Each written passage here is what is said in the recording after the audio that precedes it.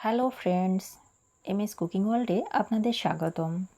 দেশ এবং দেশের বাইরে থেকে যারা আমার এই ভিডিওটি দেখছেন সবার প্রতি অনেক অনুরোধ থাকবে ভিডিওটি লাইক দিয়ে দেখা শুরু করার জন্য, কারণ আপনাদের একটি লাইক আমাকে পরবর্তী ভিডিও বানাতে উৎসাহ যোগায়।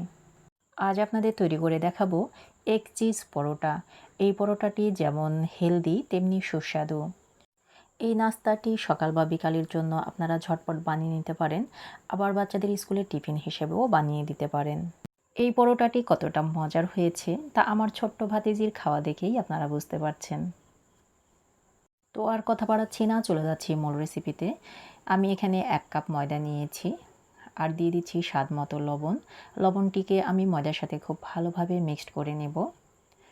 এখন দিয়ে দিচ্ছি 1 চামচ ইস্ট আর সেই সাথে দিয়ে দিচ্ছি পরিমাণ মতো সয়াবিন তেল। এখন হাতের সাহায্যে খুব ভালোভাবে এটিকে আমি মিক্সড করে নেব। এটিকে আমি ততক্ষণ পর্যন্ত মিক্সড করব যতক্ষণ না একটি মোট করলে এটা মোটের ভেতর চলে আসে। এভাবে মোটের ভেতর চলে আসলে বুঝবেন যে আপনার ব্যাটার তৈরি করা হয়ে গেছে। এখন আমি হালকা কুসুম গরম পানি দিয়ে আমি ব্যাটারটাকে আরও ভালোভাবে সফট একটি ডোয়ে পরিণত করব। আমি ডোটিকে আরেকটু সফট করার জন্য ভালোভাবে মথে নিচ্ছি। দেন এটিকে হাতের সাহায্যে আমি লুই দেওয়ার শেপ দিচ্ছি আর কি। এখন খুব ভালোভাবে এটাকে রেখে আমি হালকা একটু সয়াবিন তেল দিয়ে নিলাম। তেলটিকে খুব ভালোভাবে ডোয়ের সঙ্গে মিক্সড করে নিচ্ছি। এখন ডোটিকে আমি প্লাস্টিক র্যাপার দিয়ে র্যাপ করে রাখবো, যেন এর ভেতরে কোনো বাহিরের বাতাস প্রবেশ করতে না পারে।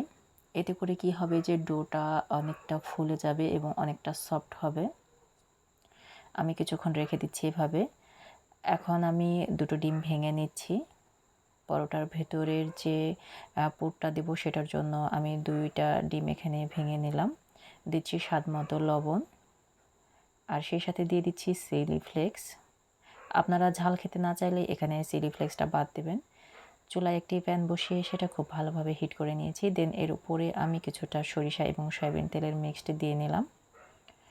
আমি যেহেতু অনেক বেশি গ্যাসের সমস্যায় ভুগি তাই আমি সয়াবিন তেলকে অ্যাভয়েড করি, তবে আপনারা চাইলে সয়াবিন তেল ব্যবহার করতে পারেন।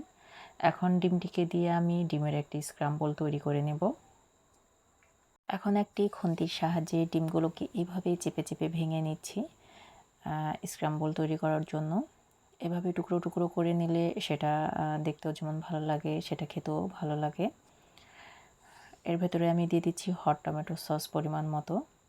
হাতের কাছে থাকলে দিবেন, না থাকলে স্কিপ করতে পারেন, তবে হট টমেটো সস দিলে এটার টেস্ট অনেকটা বেড়ে যায়।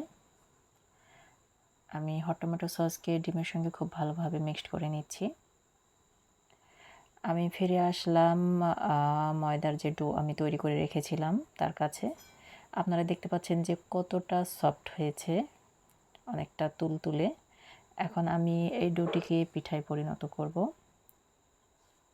যারা এখনও আমার চ্যানেলটি সাবস্ক্রাইব করেননি তাদেরকে অনুরোধ করব আমার চ্যানেলটি সাবস্ক্রাইব করে নিয়মিত চ্যানেলের সাথে থাকার জন্য, কারণ আপনাদের পাশে না পেলে আমার ইউটিউবের প্ল্যাটফর্মে দাঁড়িয়ে থাকা কিছুতেই সম্ভব নয়।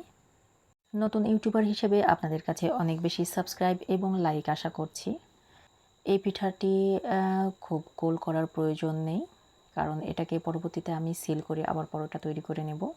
দিচ্ছি মজরেলা চিজ, এটিকে আমি গ্রেটারের সাহায্যে খুব চিকন করে গ্রেট করে নিয়েছি। দেন এর উপরে আমি দিয়ে দিচ্ছি ডিমের যে স্ক্রাম্বল তৈরি করে রেখেছিলাম সেটি, এবং তার উপরে আবারও কিছুটা মজরেলা চিজ দিয়ে নিলাম।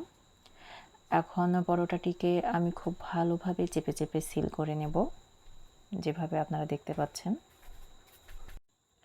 এই পরোটাটি হালকা একটু মোটা করে তৈরি করতে হবে, তাছাড়া সিল করার সময় এটা অনেকটা ফেটে যায় এবং ভেতরের পুরগুলো বের হয়ে যাবে। এখন আমি খুবই ভালোভাবে এটাকে আমি সিল করে নেব।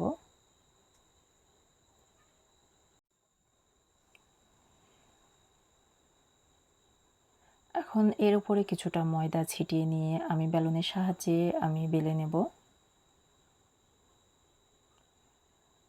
আর পিঠাটি একটু হালকাভাবে বেলতে হবে। দেখতে পাচ্ছেন যে ভেতরে অনেকটা ফুলে ফুলে উঠেছে। আমি এটাকে খুব বড়ভাবে তৈরি করব না। চুলায় একটি প্যান বসিয়ে সেটা খুব ভালোভাবে গরম করে নিয়েছি। দেন এর উপরে আমি পিঠাটিকে দিয়ে নিলাম।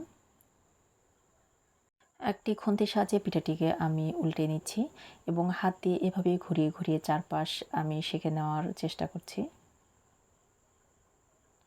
একটু পরপর এটাকে উল্টে পাল্টে নিতে হবে যেন পুড়ে না যায়।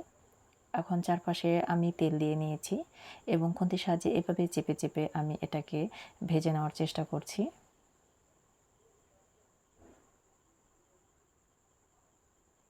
দেখতে পাচ্ছেন যে পরোটায় জুসিনেস একটা কালার চলে এসছে এবং ফুলতে শুরু করেছে। খুন্তির সাহায্যে চেপে চেপে আমি খুব ভালোভাবে পরোটাটিকে ফুলিয়ে নেব। তবে এ সময় চুলার জালকে মিডিয়াম টু লোয়ে রাখতে হবে। আমার পরোটা ভাজা হয়ে গেছে, এখন এটিকে আমি উঠিয়ে নিচ্ছি।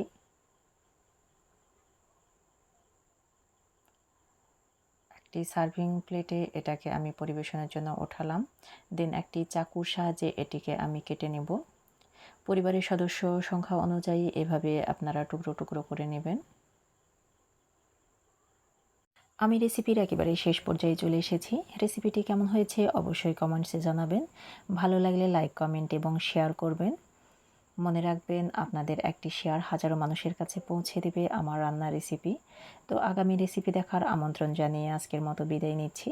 সবাই ভালো থাকবেন, সুস্থ থাকবেন। আল্লাহ হাফেজ।